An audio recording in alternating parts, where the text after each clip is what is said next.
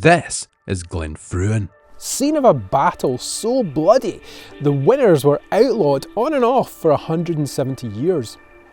Welcome to Scotland Unplugged and the story of the Battle of Glen Fruin. I discovered this story by accident. I was on holiday just down there a couple of years ago and I went for a walk over that hill, ignoring the signs that said I was wandering onto MOD land. I got followed by the police. I might have been a bit paranoid. But that's not the scariest thing that's ever happened here. Picture the scene. It's February 1603. James VI of Scotland is just about to be crowned King of England and Ireland as well. It's a crown his mother, Mary, Queen of Scots, died for when she was beheaded 16 years earlier on the orders of her cousin Elizabeth I. Meanwhile, back home in the mother country, the clans are still at each other's throats, and they're starting to show the king up.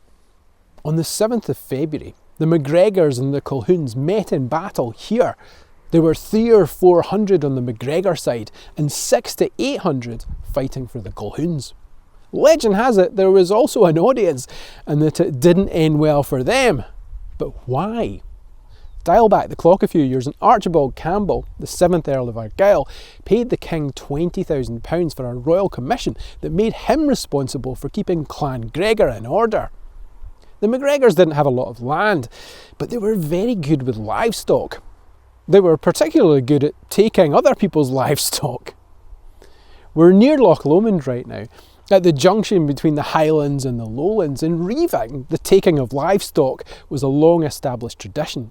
It was perfectly acceptable in Highland culture. Similar to what went on in the Borders, it was just a fact of life. If you were too clumsy to look after your cows, you didn't deserve to keep them.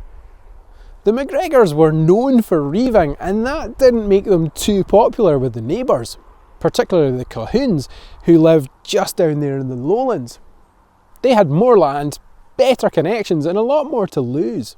Archibald Campbell had that commission, and he was supposed to keep Clan Gregor in order, but it was quite useful for him if they kept on raiding his other neighbours. Accounts vary, but in one version of events, on the 7th of December 1602, Duncan MacEwan MacGregor led 80 men into Glenfinlas, about 3 miles north of here, in Colquhoun land. He made off with 300 cows, 100 horses, 400 sheep and 400 goats.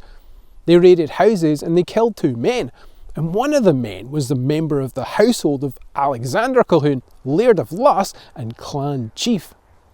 According to one account, Colquhoun visited the king in Stirling on the 21st of December, and he took female relatives of the dead men who carried their bloodied clothes. The king gave Alexander a commission to say that he could carry arms. This was in a time when the carrying of arms was forbidden.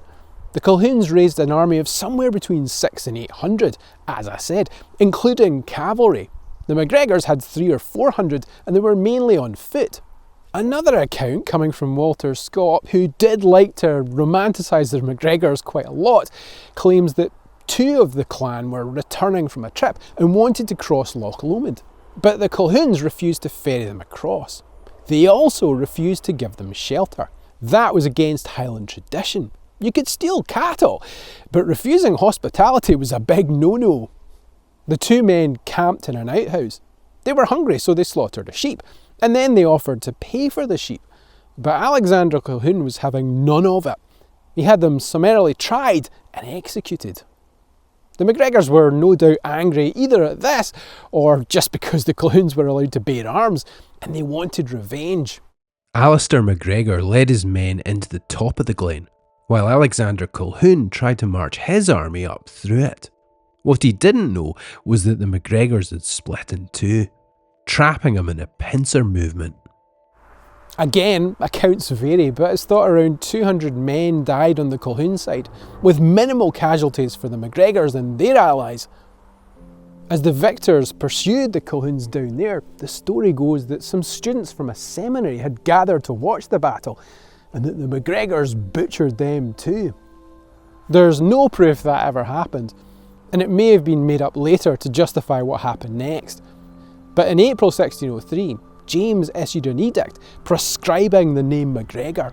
Anyone with that name would have to renounce it or die.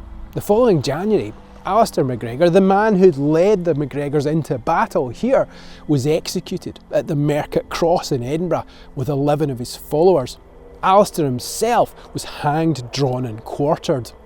For a period of 170 years, the name MacGregor was illegal, with only a small break between Charles II and William of Orange's reigns.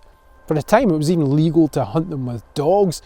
They were finally able to take their name back in 1774. But in between times they used other names. Rob Roy MacGregor, for example, used the name Campbell, which he took from his mother. Others used names like Grant, Murray and King. The actual king was determined to bring the clans to heel.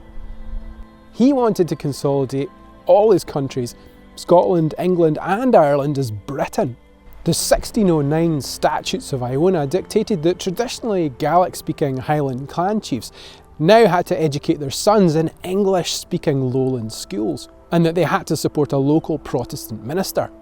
If Culloden, the Act of Prescription and the clearances marked staging posts on the way to the end of clan life, that marked the beginning of the end.